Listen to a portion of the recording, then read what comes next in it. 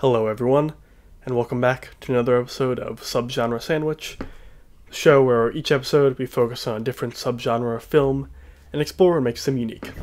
My name is Maxwell, and this week we're going down south.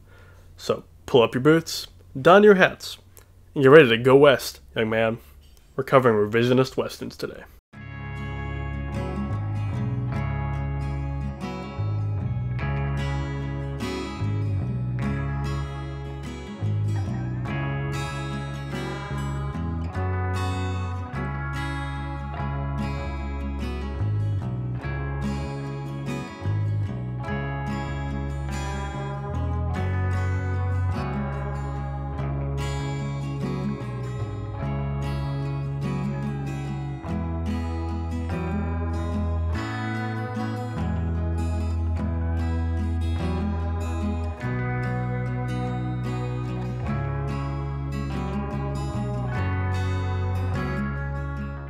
Westerns were, in many ways, the superhero movies of the golden age of Hollywood. Mass-produced and seemingly inescapable, they were everywhere, and rarely did they go against their very strict formulas.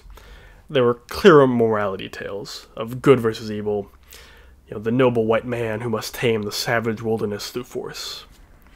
Undoubtedly the genre most directly tied to American identity, Westerns did little to really interrogate the harsh realities and moral ambiguities of the Old West, and rather romanticized life on the frontier. That is, until revisionist Westerns came along. Revisionist Westerns challenged the myths and romanticization of classic Westerns, aiming for deeper character studies and gritty realism that showed a more complex vision of the Old West than the sanitized, whitewashed version that the majority of classical Westerns presented. They tackled the violent legacy of colonialism and had stories with Native American protagonists, female characters that actually had some agency in the plot, or outlaws/anti-hero protagonists, exploring all corners of the West that often went untouched previously. It took what were these essentially stock characters just to be sort of placed in and out wherever the director felt fit, as long as it served the protagonist in some way. But then it took these characters and turned them into fully fleshed out people. So it made them a lot more interesting, if you ask me. Now, the first one we're doing is Little Big Man, which came out in 1970. And while it admittedly has not aged well in some aspects, but its satirical portrayal of the West, which emphasizes Native American stories, and with an empathetic and non-stereotypical touch that is almost unheard of in traditional Westerns. And I mean was almost, I think it was one of the first in just any genre of film to do it like this. We see raids carried out by white settlers on native villages, the forced expulsion of the natives at the hands of the settlers, and the infamous General Custer of Custer's Last Stand is depicted not as a tragic hero who fell to the savagery of the red man, but as a bumbling racist who was never fit to lead an army. There's even a respectful portrayal of a two-spirited person, decades before the term was in the mainstream. Now, where it falters, however, is in its casting of Dustin Hoffman as a child of pioneers who is adopted by the Cheyenne tribe. Now, the film doesn't try to pass Dustin Hoffman off as Native American or anything. In fact, all of the Native American characters are played back to indigenous actors, which was basically unheard of at the time, even in other films that did have a fairly progressive view of Native Americans. They still cast like Burt Lancaster or Iron Eyes Cody, who was German, in the roles.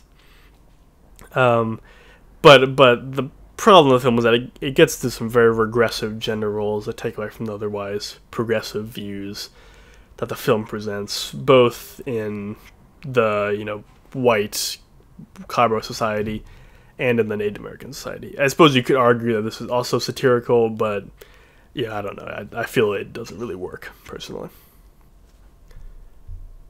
Now, while it's probably up for debate if the Coen Brothers' No Country for Old Men is a true revisionist Western, it's one of my favorite films, and I'll take any excuse to talk about it.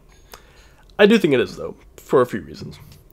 Number one, from the opening scene, with Anton Chigurh played with heart-stopping menace by Javier Bardem, murdering his way out of sheriff's custody, we see that this is not our grandpa's westerns. There's no real heroes here. Llewellyn Moss, Josh Brolin's character, initially seems like our protagonist. He's a good, honest man, just trying to do the right thing. He goes back to give a dying man water.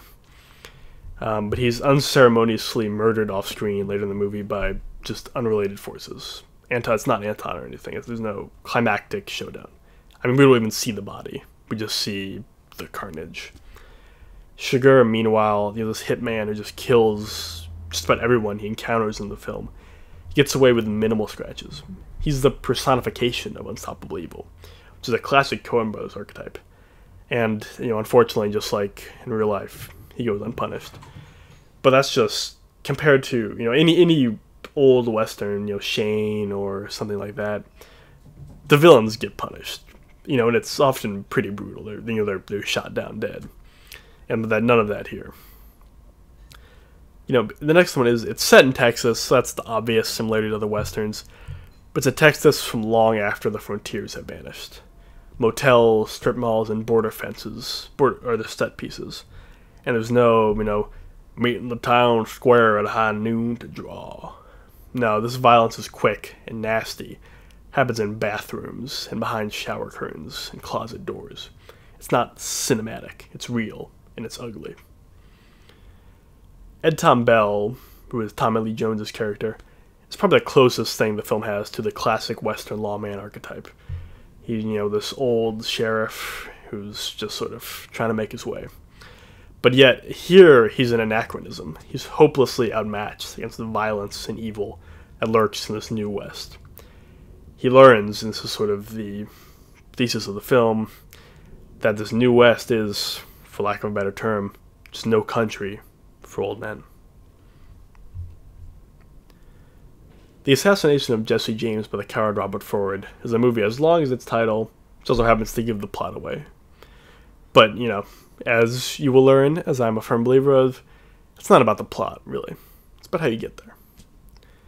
It's a deconstruction of an American myth, Jesse James, of course, told through deconstruction in the most American genre. Absolutely gorgeous looking movie, easily one of Roger Deakins' best works, and of a very long and storied career. You can definitely see the Terrence Malick influence of Days of Heaven.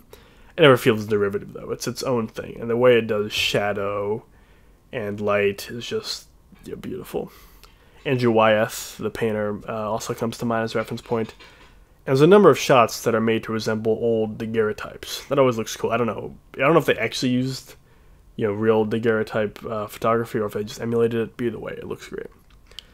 Post-punk icons Nick Cave and Warren Ellis did the score, which is incredible. And it might just be Brad Pitt's finest performance, which I think is saying something. I mean, that's to say nothing of Casey Affleck's desperate, sycophantic, and yes, cowardly Robert Ford. It's this hero worship, but, taken to the extreme. How far would you go? You mean it. It's like they say, never meet your heroes. There Will Be Blood is my favorite movie, full stop. Now, you could write books about every detail of this film. It's just so dense with meaning. I could ramble forever about this, so in the interest of time, I'm going to keep this brief. There Will Be Blood follows Daniel Plainview, who, in his own words, is an oil man, but I'm also a family man. I do my own drilling. Daniel Day-Lewis's performance, as a side note, is one of my favorites of all time. We watch Daniel Plainview's rise in power and wealth, while also seeing his subsequent moral decline.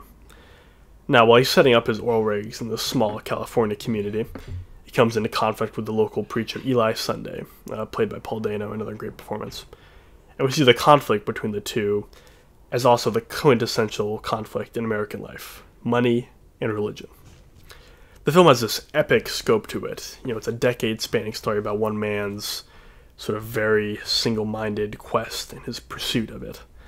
And I mean, just some of the most awe-inspiring cinematography you'll see, and just haunting scenes of all time. There's so many scenes. I'll just wake up, and I'll think of some of these scenes. That's how so ingrained it is in my brain. There's a sense that the director, Paul Thomas Anderson, set out to make his masterpiece of this film, and I unquestionably think he succeeded.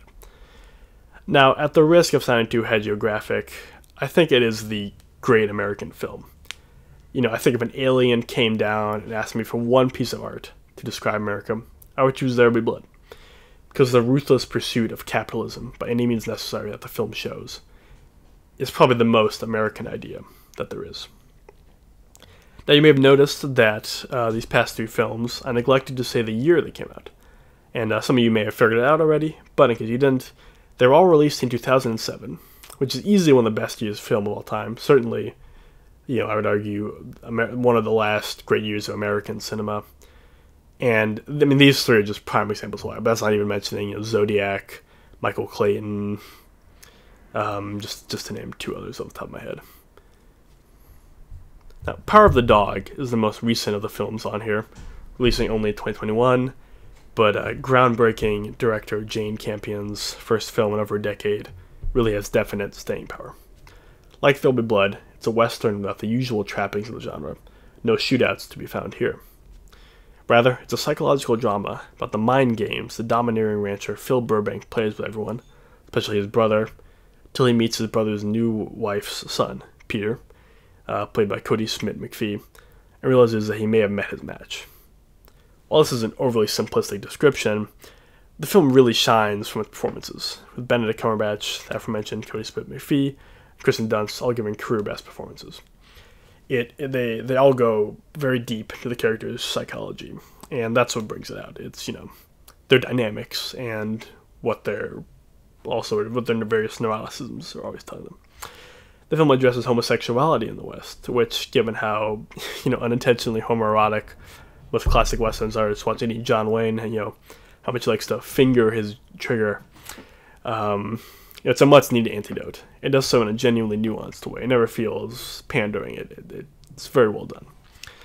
Now, interestingly enough, the film was actually shot in New Zealand, where Jane Campion is from, not in the American West, which adds to the sort of unreality of the film. It gives it a placeless feel. The story could be happening anywhere in the world, not just Montana in the 1920s. Now, I'll be honest, westerns in their traditional, John Wayne form really aren't favorites of mine.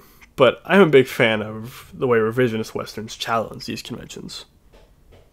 Well, as always, hope you all learned something. If you haven't seen any of these films, I hope it inspires you to go out and watch them. If you like this episode, please subscribe down below. Leave a like if you feel so inclined. If you'd like to know the topic of the next episode, it'll be in the website, down in our description.